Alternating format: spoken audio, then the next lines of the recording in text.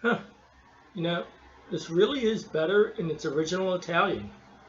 I'm glad I took the time to translate it and then teach Italian to those illiterate orphans so they could understand it too. Oh, hi there. Hi.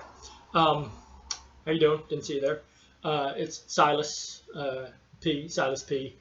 I just wanted to take the time to address a viral video, if you will, that's been making the rounds concerning me, starring me, I guess. Um, but before I do that, I want to offer my thoughts and prayers to all those trapped in the path of Hurricane Hermione, um, and of course the victims of the recent Louisiana flooding, and just anyone who's just having a hard go of it. I'm with you, and I think that's what's most important. Um, it- so I want to start by saying that I really am a huge fan of all the Laughs on Philly people, past, present, future, sure. Um, I mean, I hope I don't leave anyone out, but I mean, just to name some names: Alejandro, Grubard, Teddy Hansen, Brian Yanez, love Brian, Sean Howard, frequent guest on my podcast, love him. Um, uh, Going back, Carolyn and Mary, can't forget about them. They're the architects. TJ Hurley was always there. God, I miss him. And then, of course, my dear friend, perhaps the one I'm closest to in comedy, period, Rob Metellus. Um, Rob posted a video. I don't know who he posted it. I don't know who was actually doing the talking in this video. By the way, I'm sorry if I don't have a bunch of crazy props and sound effects. I'm a simple guy. I produce these shows by myself. I lack the corporate infrastructure of a Laughs on Philly, if you will. Um, so it's just me. I'm just a simple boy from Manayunk who just likes to make people laugh. If that's a crime, guilty. Um, and so Rob posted this video, and someone, because I don't know who it is, because I would definitely remember that face. Um, they made a lot of assertions that I just want to take a quick second here to address, and you can go on about your day. Hope you're having a good day, by the way. And so he said a few things that were true and a few things that were maybe not as true as they could be. Um, One was that we discussed that one was that I was indeed on the first brunch show that he produced at Ortlieb's back in May. And thank you again, Ron, for that time. Ron? Is it Rob? I'm sorry, Rob. Freudian slip. I I had a blast. It was fun. As you saw, I did incredibly well. But that's, I mean, I'm 3 p.m., 7 p.m., 8 p.m. I do well. It's known.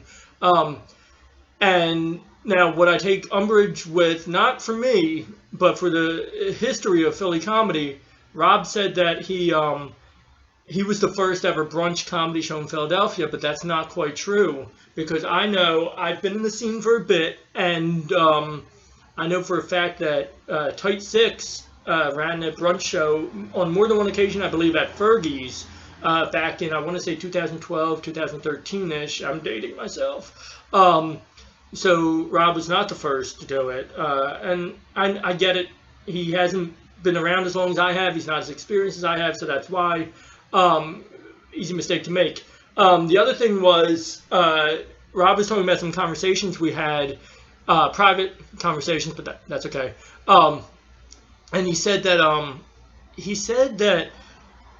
I ran this idea by him. Well, the first thing was, I remember specifically asking him when he asked me to do his show.